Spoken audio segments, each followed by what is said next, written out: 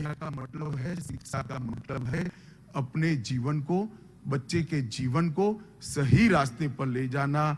आपने उसके मार्ग प्रदर्शक बनना है, उसको रास्ता बताने वाला गुरु बनना है, तब जाकर आप शिक्षक का धर्म निभाओगे।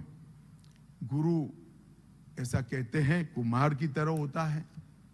कच्ची माटी आपके हाथ में आती है, उसमें से अलग अलग आकार देना, इसकी क्षमताओं को पहचान कर, उसकी रुचि को पहचान कर उस दिशा में ले जाने के लिए इसको प्रवृत्त करने का काम आपका है।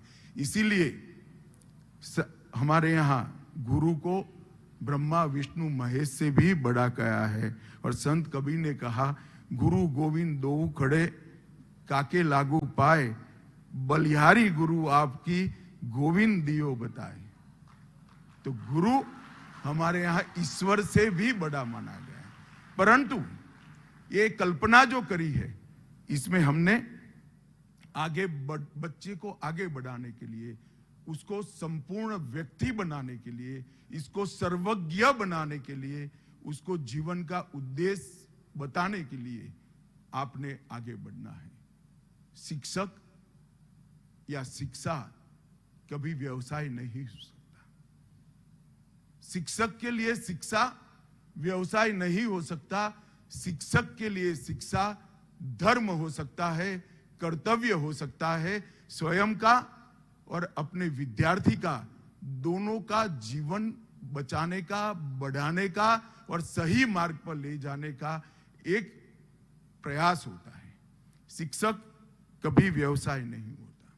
आज मुझे बताया हर्षद भाई ने, मुझे तो बड़ा हर्ष हुआ, मुझे मालूम ही नहीं था। मेरे क्षेत्र में विश्वविद्यालय है, मगर मुझे मालूम नहीं था कि आपको 4 पेपर जरूर पढ़ाए जाते हैं और उसमें से एक संस्कृत का पढ़ाया जाता है। पढ़े हो ना संस्कृत को? जरा जोर से बोलो भाई, पढ़े हो या नहीं पढ़े हो? सिर्फ पेपर देने के लिए पढ़ाए या समझे हो? तो मेरा आप सबसे आग्रह है कि संस्कृत का जो ज्ञान यहां से भले थोड़ा बहुत जानकारी, प्राथमिक जानकारी मिली होगी, अपने जीवन में इसको उत्तरोत्तर वृद्धि ही करना। मैं मेरे जीवन का अनुभव बताता हूं। ज्ञान का खजाना, समग्र विश्व में ज्ञान का खजाना कोई एक जगह पर संग्रहित है तो हमारे उपनिषद, वेद और संस्कृत ज्ञान के खजाने में। एक बार इसका अध्ययन कर लोगे, जीवन में की कोई भी समस्या आपके लिए समस्या नहीं बन जाएगी। मैं आते वक्त संस्कृत के उपनिषद के श्लोकों को सुनते सुनते आया और मुझे भी मेरे जिन गुरुओं ने पढ़ाया था, आंख बंद कर चलते चलते आंख बंद कर उस गुरुओं को मैंने याद कर इनके चरणों में प्रणाम कर लिया। मित्रों, ये जो शिक्षा आज आपको दी है, शिक्षा को समझना है तो अपने आप को बड़ा करने की दिशा में जरूर जाइएगा। दूसरा मेरा आपसे आग्रह है कि अपनी भाषाओं को कभी मत मरने देना। मैंने दुनिया में कई देश ऐसे देखे, कई ऐसे देश के लोगों से मैं मिला हूं। मैं जब उनको पूछता हूं कि आपके देश की भाषा कौन सी है, कुछ लोग तो अज्ञानता से कह देते हैं अंग्रेजी है। फिर मैं पूछता हूं, ये तो इंग्लैंड की भाषा है, लिपि रोम की है, इंग्लिश आपकी भाषा कैसे हो गई? तो फिर आंख नीची करते कहते हैं हमारे देश की कोई भाषा नहीं है। हमारी दूसरी तीसरी पीढ़ी, भले आप अंग्रेजी माध्यम में पढ़े हो, आपकी जिम्मेदारी है कि भारत की हर एक भाषा को संरक्षित करना है, संवर्धित करना है, क्योंकि इसके अंदर हमारे संस्कृति का, हमारे इतिहास का, हमारे साहित्य का, हमारे व्याकरण का एक खजाना पड़ा है। वो अलभ्य खजाना है। हम सब ने हमारी भाषाओं को मजबूत बनाना है और यहां से संकल्प लेकर जाइएगा। एनईपी का एक प्रमुख चीज है कि बच्चों को अपनी मातृभाषा में पढ़ाना है। जो बच्चा अपनी मातृभाषा में सोचता है, वो बच्चा सबसे अच्छा विश्लेषक होता है। जो बच्चा अपनी मातृभाषा में सोचता है उसकी तर्क शक्ति भी बढ़ती है, और जो बच्चा अपनी मातृभाषा में पढ़ता है वो निर्णय लेने की क्षमता भी उसकी सबसे अच्छी होती है। और जो बच्चा अपनी मातृभाषा में सोचता है, मातृभाषा में पढ़ता है, वो अपनी संस्कृति, अपने इतिहास और अपने देश के साथ इसका जुड़ाव इतना मजबूत होता है कि कोई भी आंधी इसको तोड़ नहीं सकती, वो हमेशा भारतीय बना रहेगा। इसलिए मेरा आप सभी को विनम्र आग्रह है कि आप सभी ने जीवन पर्यंत जिसको भी पढ़ाएंगे, सामने जो भी होगा, इसको अपनी मातृभाषा पर गौरव भी पैदा करना और मातृभाषा के ज्ञान लेने के लिए इसके अंदर तृषा का भी निर्मित करना, ये बहुत जरूरी है मित्रों। अंग्रेजी का कोई विरोध नहीं है। भारत तो वो देश है जो ज्ञान के किसी भी स्वरूप का विरोध कर ही नहीं सकता।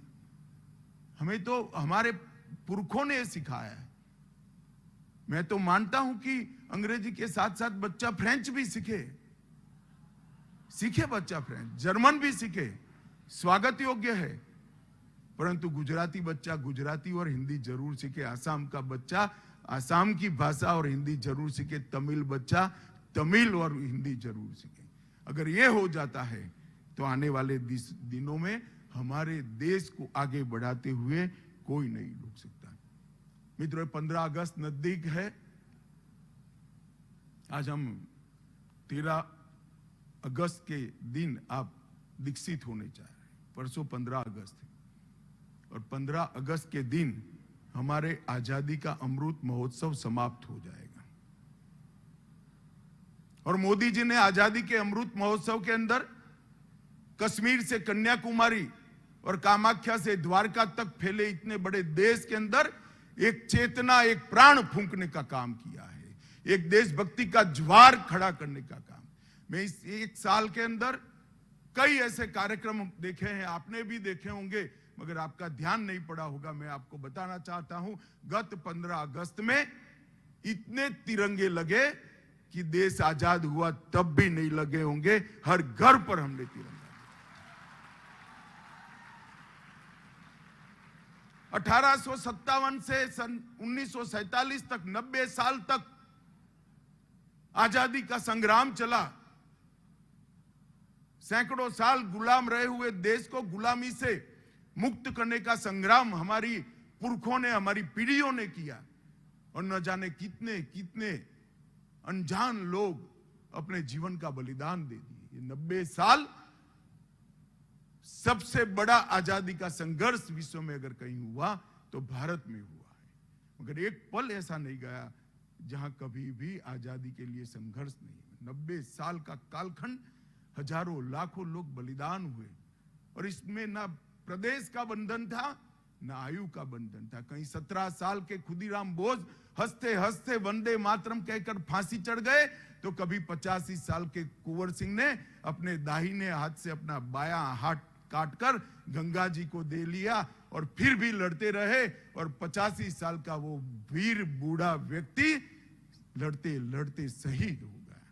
ये जो हमारी परंपरा है, मोदी जी ने नई पीढ़ी को इसके और प्रेरित किया, उत्सुक किया, इसकी जानकारी दी है और युवाओं के मन में देश के इतिहास के प्रति, देश की स्वतंत्रता के प्रति जिज्ञासा भी जागृत की और जिज्ञासा के समाधान करने के लिए कई रास्ते भी खोले।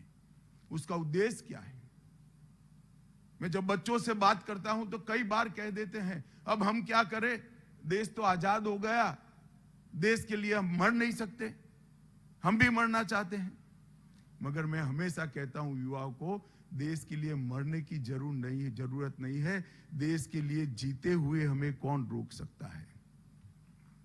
मैं मानता हूं मेरे सामने जो बैठे हैं देश के लिए मर नहीं सकते, अब जरूरत भी नहीं है, देश सुरक्षित हाथों में है, किसी को देश के लिए मरने की जरूरत नहीं है। परंतु मेरा आग्रह है कि हम सब संकल्प करें आजादी के अमृत महोत्सव में इसकी समाप्ति पर कि मेरा जीवन मेरे लिए, मेरे देश के लिए होगा। ये तो कर सकते हैं या नहीं कर सकते हैं? अरे भाई बोलो, कर सकते हैं या नहीं कर सकते हैं? और मोदी जी ने आजादी के अमृत महोत्सव की समाप्ति के वक्त ही देश के 130 करोड़ लोगों का और विशेषकर युवाओं का आह्वान किया है कि जिस वक्त आजादी का अमृत महोत्सव समाप्त होगा 15 अगस्त 12 बजे, जिस वक्त समाप्त होगा उसी समय से आजादी का अमृत काल शुरू होगा। अमृत काल क्या है? 2023 से 15 अगस्त 2023 से 15 अगस्त 2047 ये आजादी का अमृत काल है। मोदी जी ने हमारे सामने एक संकल्पना रखी है कि 25 साल में 130 करोड़ भारतीयों के एक लक्ष्य और समान पुरुषार्थ से 130 करोड़ भारतीयों के पुरुषार्थ से हम ऐसे भारत को भारत देश बनाएंगे जो हर क्षेत्र के अंदर विश्व में सर्वप्रथम होगा। हर क्षेत्र के अंदर अगर अर्थतंत्र कोई देखेगा तो हम सर्वप्रथम होंगे, रक्षा की बात में सर्वप्रथम होंगे, शिक्षा की बात में सर्वप्रथम होंगे, R&D में सर्वप्रथम होंगे, इंफ्रास्ट्रक्चर में सर्वप्रथम होंगे, हेल्थ के क्षेत्र में सर्वप्रथम होंगे। तो 25 साल भारतीय नागरिकों के संकल्प लेने का समय है और 25 साल का पुरुषार्थ संकल्प को सिद्धि में परिवर्तित करने का काम है। छोटे छोटे संकल्प मेरे सामने सारे विद्यार्थी बैठे, मैं कहना चाहता हूं आप आज से शायद तय कर लो, एक संकल्प ले लो कि मेरा बाकी का जीवन मेरी भोजन की थाली में मैं जरा भी अन्न जूठा नहीं छोड़ूंगा या छोड़ूंगी। मेरे बाकी का जीवन कमरे के बाहर निकलने से पहले लाइट स्विच ऑफ कर कर ही जाएंगे। बाकी का जीवन कभी भी ट्रैफिक के नियमों का उल्लंघन नहीं करेंगे। बाकी का जीवन किसी भी प्रकार के टैक्स की चोरी नहीं करेंगे। छोटे छोटे संकल्प। अगर देश के 130 करोड़ लोग आपको जो ठीक लगे एक छोटा संकल्प ले लीजिए। मैं बताता हूं 130 करोड़ लोग एक कदम आगे चलते हैं तो देश 130 करोड़ कदम आगे चलता है। और 130 करोड़ लोगों के संकल्प वही भारत को महान बनाएंगे।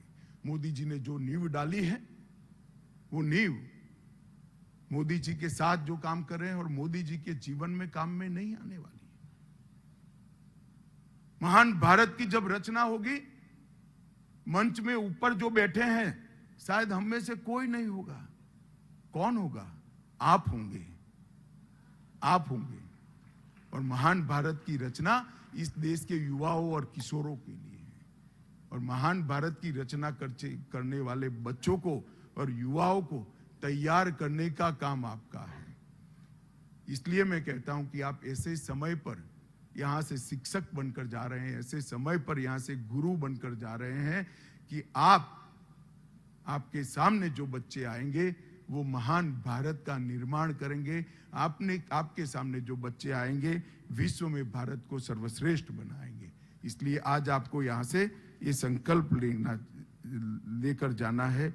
मित्रों, आजकल गूगल, आर्टिफिशियल इंटेलिजेंस, इसके माध्यम से सब कुछ मिलता है या नहीं मिलता है? बताओ भाई, सच सब कुछ मिलता है ना?